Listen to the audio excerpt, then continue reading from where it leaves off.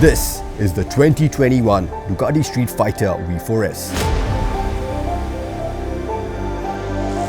It is Bologna's fight formula to paint the streets red. In simpler terms, this is the Panigale V4S without its fairing. So you get the same race-spec artillery on the naked. Top-shelf semi-active Öhlins suspension, latest iteration of Ducati's electronic suite, the braking might of Brembo's Stylema calipers and massive 330mm rotors up front.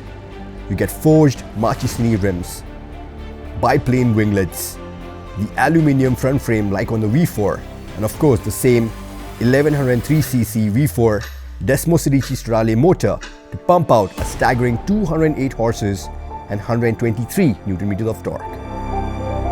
And instead of the low clip-ons, you get a more upright bar and lowered pegs to hang on for dear life as you light the fuse on this 199 kg monster.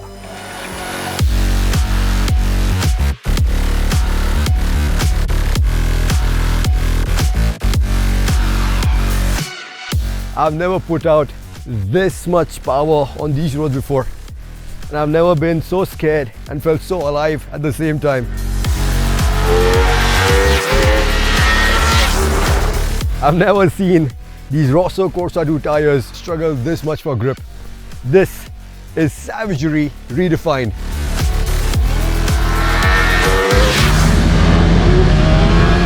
Because unlike the Panigale V4, this one is running the internal gear ratios and the shorter final drive from Ducati's World Superbike weapon, the Panigale V4R.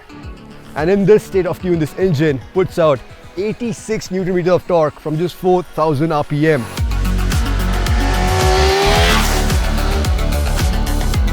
Ammunition, which has led Ducati to increase the already long Panigale wheelbase by an additional 19mm on the Street Fighter to ensure this one doesn't flip you over twice as soon as you get on the gas. And if you think I'm exaggerating, I dare you to switch off the wheelie control and brace yourself for absolute mayhem. Because only then you realize how much the electronics are at work to keep the front end down despite the counter-rotating crank and the downforce of the winglets. Accessing all of this firepower is also when you really appreciate the refinement of this amazing engine, the immaculate fueling, and how buttery smooth the quick shifter is both up and down. And you're equally astounded and thankful for the fierce braking performance that the Street Fighter brings to the table to harness all this firepower.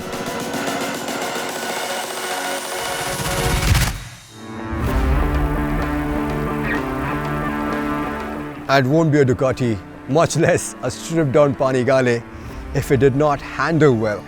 And the Street Fighter blazes through corners as much as it decimates the straights. Of course, it does lose out on some of the agility of the Panigale with its 1488mm wheelbase. But then, with the counter-rotating crank, the Marchesini forged rims, and the wider handlebars which give you almost 100mm of more leverage compared to the clip-ons on the Panigale, all of these things make it easier to turn the Street Fighter from one side onto the other. And I also really like how you can switch to the fixed damping mode on the semi-active Öhlins suspension when you're attacking corners. And then of course resort to the nice plush ride quality in the dynamic mode when you're going back home.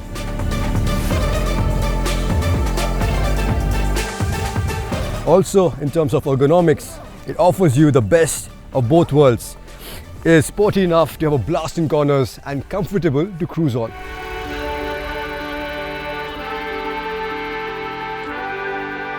In fact, I'm really impressed with how comfortable the seat is. We are told there's 60mm of foam down there, and it works.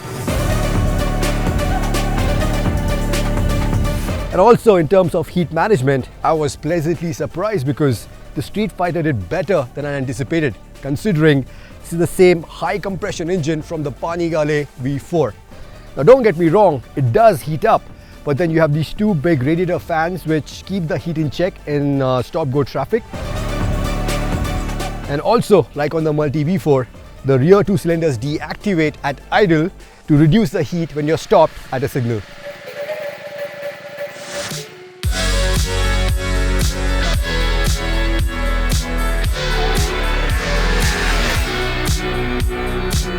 But as much as Ducati have tried to civilize the Street Fighter, this race weapon, make it more practical, there are limitations to this performance-driven approach.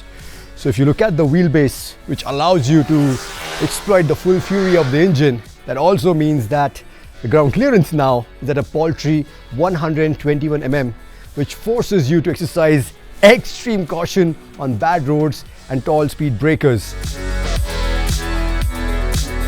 And that also means the turning radius is unusually long for a naked.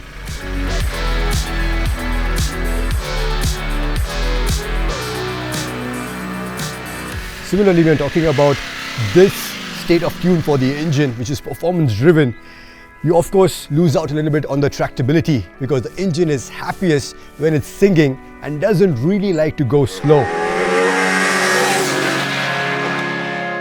And that obviously has a direct impact on the fuel economy, restricting your range to about 210 odd kilometers from its 16-litre tank, which again is very difficult to keep a track of considering that the Street Fighter, despite being a roadster, doesn't get a fuel gauge nor a range meter. Now these are things which most enthusiasts would be normally willing to accept, looking at the exhilarating performance that the Street Fighter V4S brings to the table.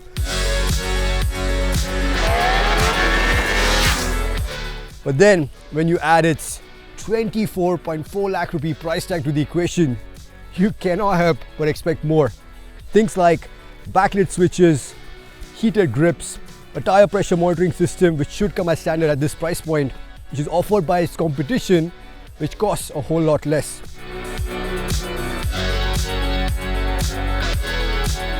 So yeah, at just 4 lakh rupees less than the Panigale V4S, the Street Fighter is undoubtedly a very expensive proposition for a roadster.